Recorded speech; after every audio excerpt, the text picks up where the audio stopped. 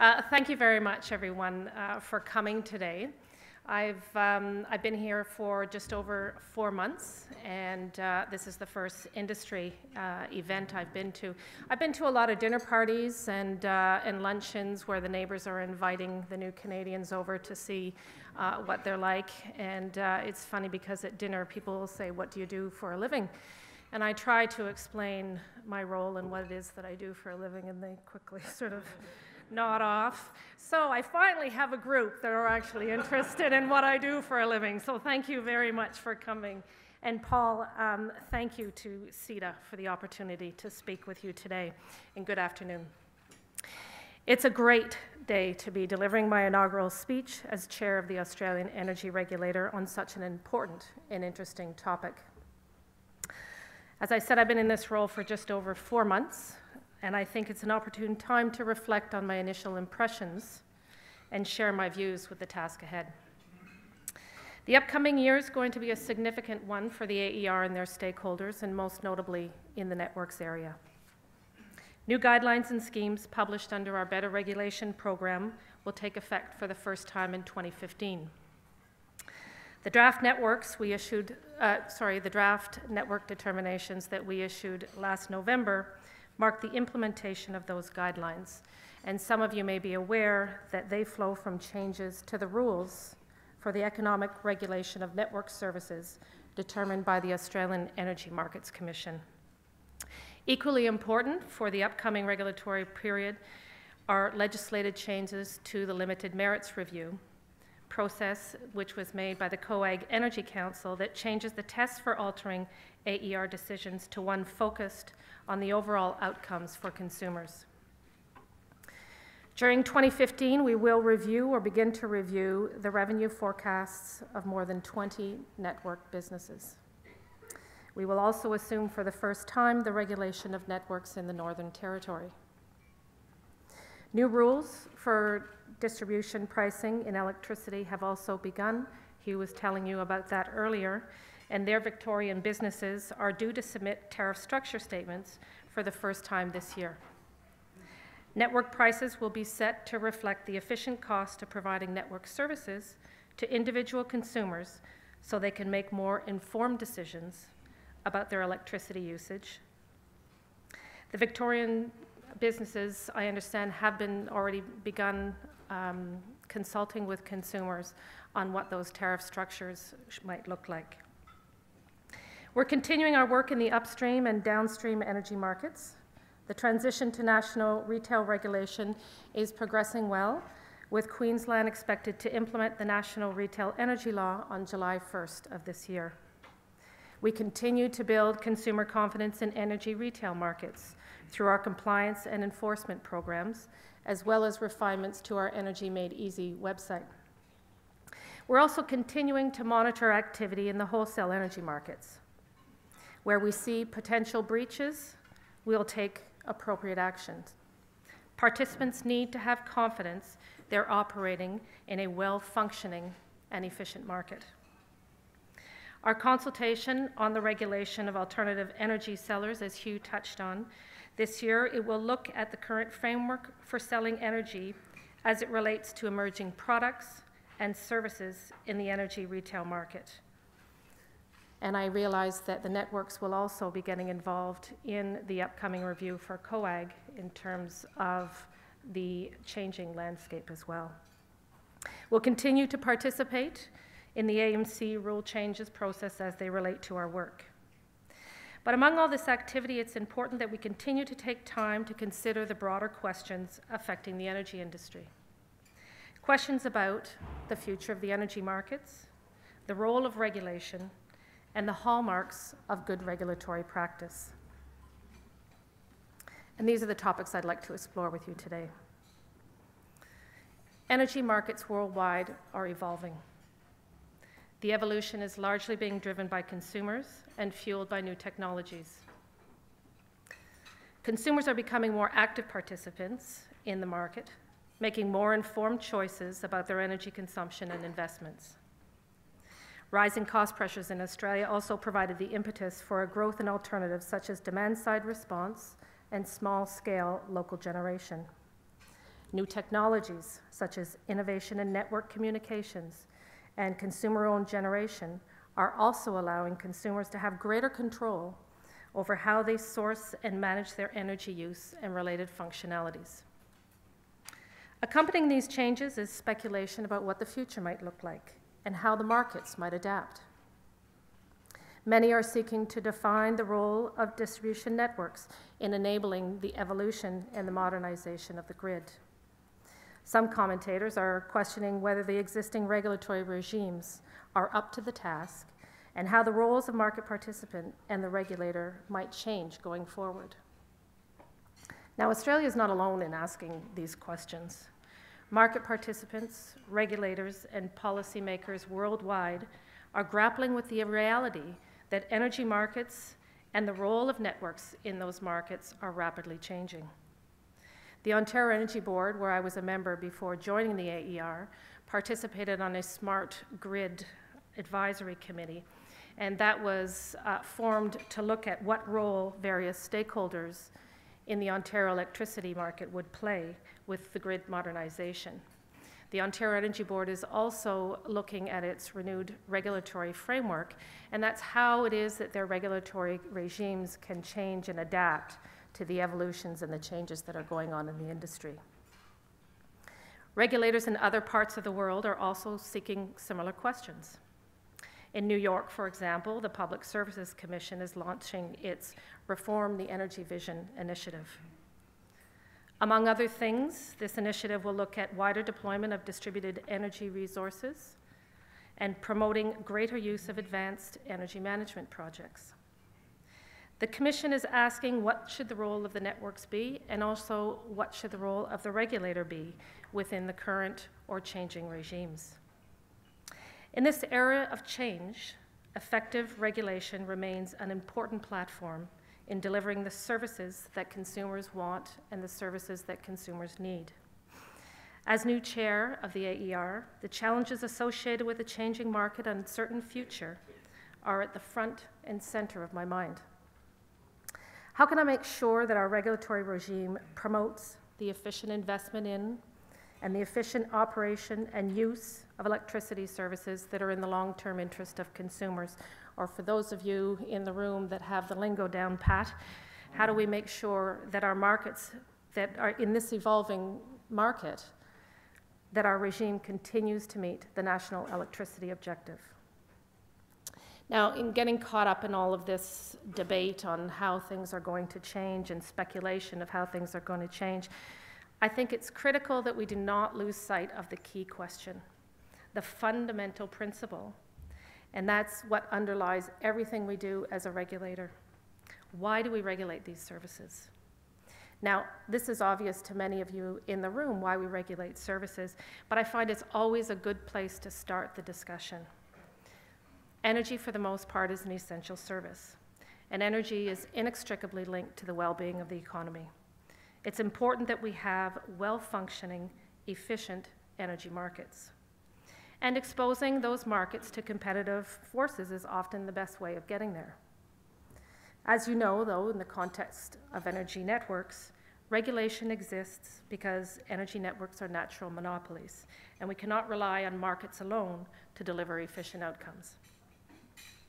Regulation of networks is aimed at promoting efficiency, and this is what we might expect, because this is what we might expect in the competitive market. Now, different regulators use different tools to undertake this task, but generally speaking, we're all looking to the same end game, and that's efficient investment in, use, and operation of networks. But regulators also need to know when to let go. Where there's sufficient competition in the provision of certain services, I think we should forbear. And this has been our experience in the current review of the New South Wales and the ACT networks, where in anticipation of the Australian Energy Market Commission rule change, we've reclassified certain metering services, facilitating an effective transition to competition. Similarly, there's an increasing amount of competition in certain states for the provision of connection services. By moving these costs out of the regulated asset base and into alternative services, we're better placed to enable competition. But if leaving the market to competitive pressures provides efficient outcomes, then that's the likely appropriate action. So once we've established the case for regulatory intervention, the next question is, what should this regime look like? What tools should we use to promote the efficient outcomes of the services that we regulate? And what works in this environment of change? At the most basic level, our regulatory approach needs to promote efficient investment and operation of the networks. It needs to provide predictability, but also respond flexibly to the needs of consumer and the industry. And I believe the current regimes are designed with these principles in mind. In 2012, the AER put proposals before the rulemaking body, the Australian Energy Markets Commission, to address weaknesses in the rules that were leading to network price increases beyond what was necessary to ensure reliable supply. In particular, we raised concerns with the constraints in the rules and our ability to scrutinize investment proposals by businesses and weaknesses in the rate of return framework. Significant improvements were subsequently made to the rule, and I imagine that many of you in this room participated in that rule change process. Following the changes to the rules, the Australian Energy Regulator put out a series of guidelines that outlined in detail our proposed approach to regulation under these new rules. These guidelines were finalized after an extensive period of consultation in 2013 under the Australian Energy Regulator's Better Regulation Reform Package. Together, these new rules and our better regulation reforms are meant to provide predictability in how we regulate. The guidelines set out our approaches to regulation in advance of our determinations. To date, the separation of functions between the AER as regulator, the Australian Energy Markets Commission as advisor to governments on market policy and statutory rulemaker, and the Australian Electricity Market Operator as market operator and national transmission planner have served the market well. In keeping, however, with its commitment in 2007, the COAG Energy Council has just launched a review to ensure that these governance structures remain appropriate. Our underlying approach to regulation also provides incentives with strong emphasis on efficient investment in and operations of networks. The ex-ante incentive-based approach sets an overall revenue allowance that network businesses can recover from consumers to provide safe and reliable services. And that allowance is based on what our assessment of efficient cost is. If a network can subsequently provide the required services at a lower cost, it can keep the difference for a certain period of time. Conversely, if network businesses incur higher costs, it will bear that difference for a certain period of time. The combination of the ex-ante allowance and our efficiency benefit sharing scheme encourages network businesses to minimize their costs while continuing to provide safe and reliable services. An ex-ante incentive-based approach also incorporates the flexibility to allow businesses to adapt to changing environments. And it's important that we remember in many of our discussions that we set the amount of revenue that a business can recover from its customers. A network business then has the discretion as to how it runs its business within that overall allowance. Businesses have incentives to continually look for innovative ways to deliver energy services and make efficiency savings.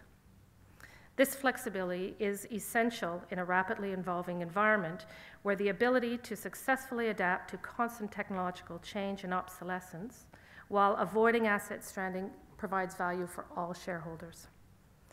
This approach contrasts with a traditional cost of service approach to regulation where allowances are based on actual costs, and you'll see many regulators across the world are trying to move away from that cost of service approach into more of an incentive-based approach that we've adopted here in Australia.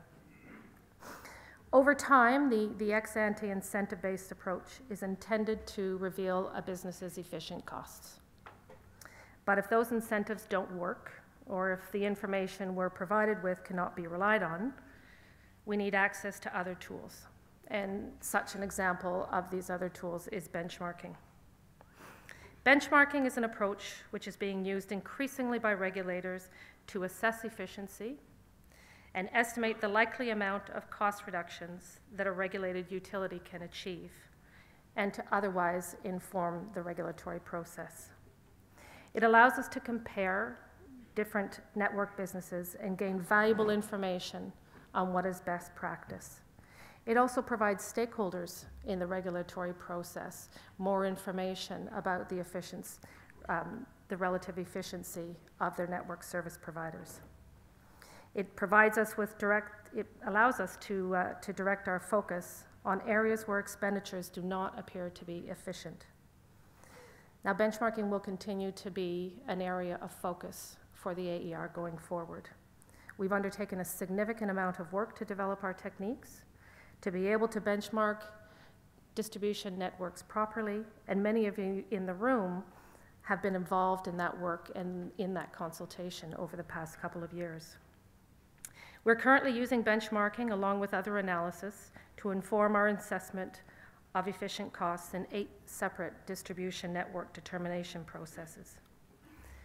The draft determinations for the New South Wales and ACT distribution businesses issued late last year incorporated benchmarking analysis.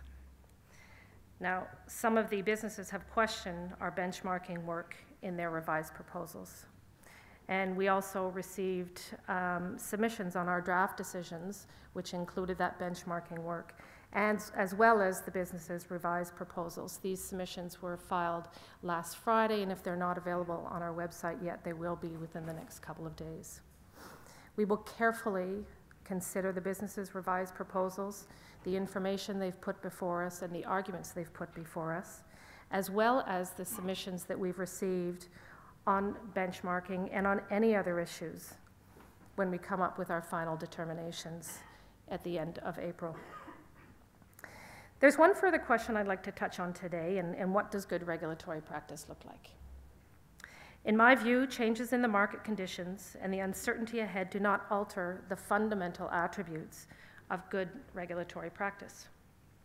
The regulator's process must be transparent, it must be open, and it must be predictable. I think this is essential for building trust, and it's crucial to the overall effectiveness of regulation. An area of our process which will continue to be a priority for us in 2015 is effective stakeholder engagement. Stakeholder engagement enhances our decisions and is essential for maintaining public confidence in the regulatory regime. More broadly as well, engagement can assist the markets to better adapt to any emerging challenges. On the network issue, this task is now more important than ever. Consumers will increasingly be more active participants, and networks are transforming into a platform which facilitates the multilateral trade of a range of energy products. Building a solid understanding of the current and future needs of consumers can assist both the regulator and the network businesses to respond effectively to the challenges and the opportunities that this presents. It's important that stakeholders have an opportunity to influence our decisions and the decisions of the network businesses. All of us involved in regulating energy networks have made improvements in the extent and quality of stakeholder engagement in recent years. However, I must say that this task is never truly over. Our approaches need to undergo a process of continuous review, of continuous improvement as priorities change and new issues emerge. We all have a role to play in this. For our part, the Australian Energy Regulator is committed to meaningful engagement with all stakeholders. We've worked hard on giving consumers a greater voice in our network reviews through our Consumer Challenge Panel and other jurisdictional stakeholder groups, and we will continue this work into 2015. Following the release of our draft determinations for New South Wales and ACT networks in November, some network businesses expressed a concern that we disregarded certain matters. I'd like to assure you that while we may have disagreed on certain issues, we did not disregard any of the material before us. As with all our decisions, our task is to consider all the information put before us and make decisions that are in the long-term interest of consumers. As I said, our processes need to be open, they need to be transparent, so that we can take into account the views of all of the people affected, including the networks and consumers. However, I do recognize that where we do exercise our discretion, there is an onus on us to clearly articulate the reasons for our decisions. And I appreciate at the most basic level when we issue a decision, as a reader, you need to be able to look at it and say, they heard what we had to say, they understood what we had to say, and probably equally important, where they disagreed with what we had to say, I can see why. I can see the train of logic in terms of how they got to their final decision. Stakeholders and businesses need to have a confidence that we did not disregard what they put before us. Now, we're also working hard to engage with stakeholders beyond network regulation. Our Energy Made Easy website remains a key source of trusted information on the energy market, consumer protections, and also available energy offers. We'll continue to engage with residential and small business intermediaries through our consumer consultative group, whose members are often at the front line of engaging with disadvantaged and vulnerable consumers. We also look forward to working with Louise Sylvan and the newly established Energy Consumers Australia. Now, network businesses also need to demonstrate a continuing commitment to genuine engagement on a broad range of issues that are relevant to end users. Our consumer engagement guidelines for network service providers set out our expectations for what consumer engagement by network businesses should look like. It highlights the importance of network businesses being systematic, being consistent and strategic in their engagement on significant issues. Consumers and representatives also have a part to play in this. With the discussion as what the future might hold, key market reforms underway, and the network determination cycle in full swing in most states and territories, I encourage consumer groups to engage with network businesses, policymakers, and the AER. This time around with our network determinations, we've seen an unprecedented level of consumer participation, both in terms of our forums and in terms of the submissions that we have before us. So I think the message is getting out there in terms of being interested in wanting to hear what the views of various stakeholders are.